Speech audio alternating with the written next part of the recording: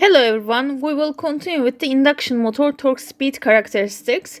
When you obtain the Thevenin equivalent of the induction motor circuit, we have an equation in this form. So when we examine this, sleep and the speed has parameters in the numerator and the denominator of the induced torque function. If we draw this equation, the torque and the speed relation as a curve, we can obtain a shape like this. First of all, it is increasing to the maximum value, then it is decreasing in a shorter period. So we will examine the critical points of this torque speed curve, and we will start with the starting torque. So initially, when we start the machine, the speed is equal to 0, but we have higher torque with respect to rated value. So generally it is 200% of the rated torque, which is called as the starting torque of the system. So then it starts to increase the torque values, and at the same time the speed will increase step by step until to this point. The point is called as pull-out torque. It is the maximum possible torque we can take from the system, and it is generally 3 to 500% of the overall rated torque. Then the torque curve, induced torque values will decrease step by step, but the speed still continue to increase until to where the maximum value of this curve must be the synchronous speed, ns.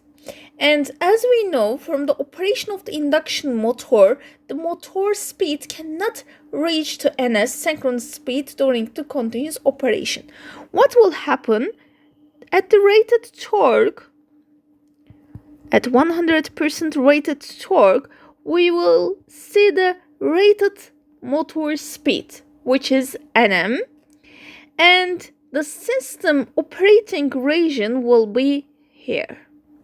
So this is the operating region of the induction motor.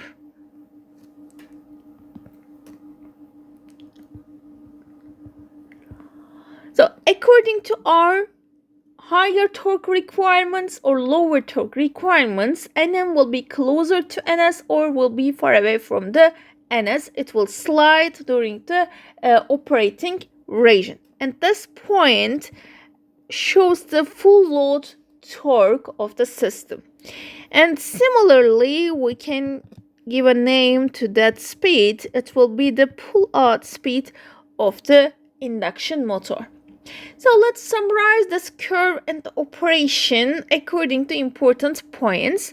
For example, the induced torque must be equal to 0 when the speed is equal to ns, and the sleep at that case must be equal to 0 if the motor speed, if the machine speed reads the synchronous speed. In that case, sleep must be equal to 0. Yes, it's practically impossible during the operating conditions, but at this part, when we examine the curve, our induced torque will be 0. So the system must slow down. Then, and the second important point will be the operating region. For the operating region, what we have? First of all, the torque and the sleep relation must be linear during that part, during that operation. And we have the stable performance for that part because the relation of the torque and the sleep are equal to each other. They have same relation.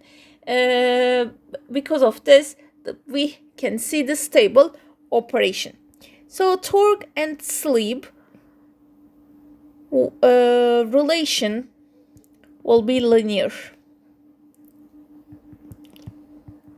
So if you increase during the operating region torque 2 times, that means slip must increase 2 times also. And we have stable operation during that part. And if we examine the operation, we can say when we increase the load, the secondary side, the rotor side of the induction motor current must increase to be able to supply this higher load. And to achieve that, induced torque must also increase. And in that case, according to that curve, if we have higher torques, we have smaller speeds. And if Nm decrease, according to our slip expression, we can say slip must increase during that part, during that operating. Additionally, we can summarize the operation of the pull-out torque. For pull-out torque,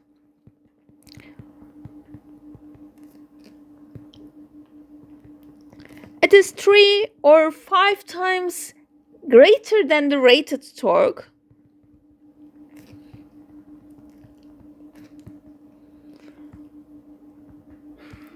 And in addition to that, it is the maximum possible torque from the system. But during the continuous operation, of course, we cannot take this higher torque from the system because of the heating problems. It will increase the losses also.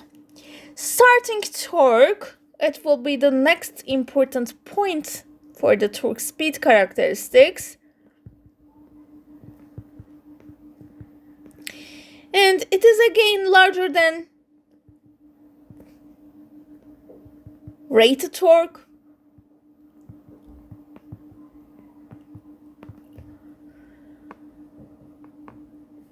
This is the motor operation of the induction motor. But in addition to that, when we examine the complete torque speed characteristics of the induction motor, we have braking region, motor region, and the generator region.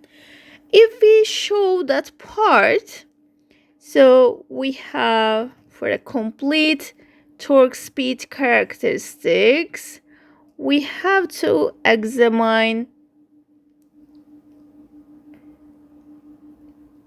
each operation. So in here, when the slip changes between 0 and 1, that means when the speed is around between 0 and ns, we have the motor operation.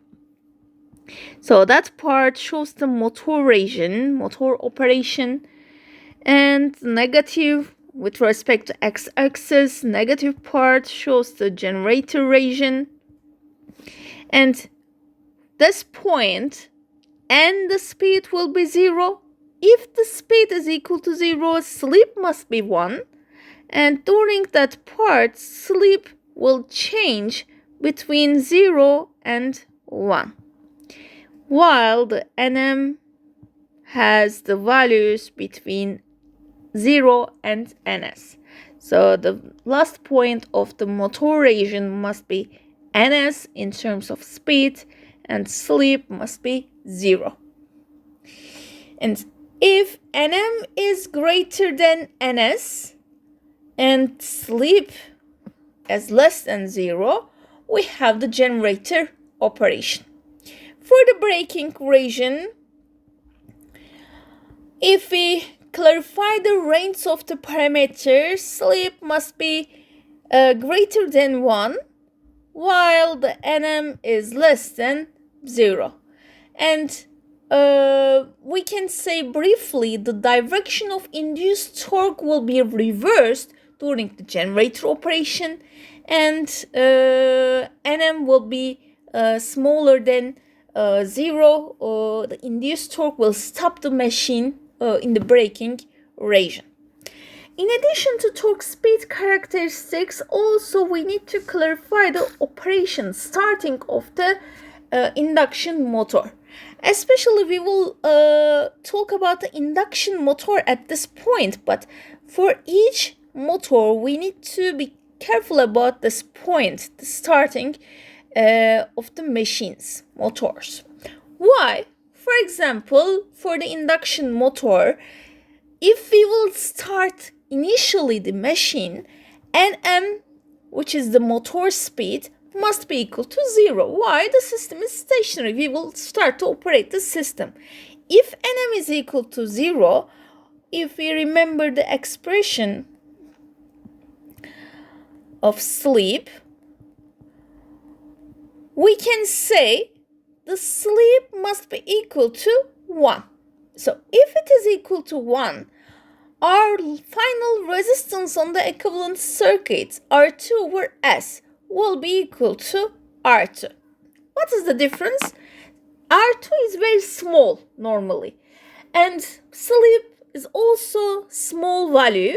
So when we check the R2 over S, we have more sensible values. It will increase the nominal operating current of the system. We have normal values. But when we use only R2 in the equivalent circuit, because the sleep is equal to 1, it has no meaning. In that case, we have a huge starting current, initial current. So we have to solve this issue by eliminating this initial current because of the starting phase. How can we solve this problem? For example, we can use extra resistances to the rotor circuit. We can insert extra resistances during the initial start, which are connected in series with R2, and we can eliminate the high initial current in the circuit. But it is possible for slip ring versions because we have windings and we can connect additional resistances, additional windings to that part. But for the squirrel cage, it is not possible to use this method. What can we use? Especially for the experimental studies, we can use autotransformers. With the autotransformer, we can also limit the initial current because we can start with smaller voltage supply, and step by step we can increase the voltage, and the system, after the first rotation of the rotor, we can eliminate the high initial current problem. What else? We can use the starting resistances. This resistances has similar effect with the autotransformer actually. Why? Because we have additional resistance at the start and it will cause extra voltage drop. So at the input terminals of the induction motor, we will apply smaller voltage. Also, it will increase the high initial it will decrease the high initial current problem of the induction motors. What else? Why delta starters can be used? So the current value difference between the three-phase connection types, again we can start with smaller currents according to rated value, and we can eliminate the high initial current problem. Or electronically designed motor controllers, of course, can be used based on the specifications of the induction motor. It can be adjusted, and we can we can integrate with the induction motor to be able to easily start, to be able to easily eliminate the starting current, and to be able to correctly operate based on the torque speed curve. Thank you for watching.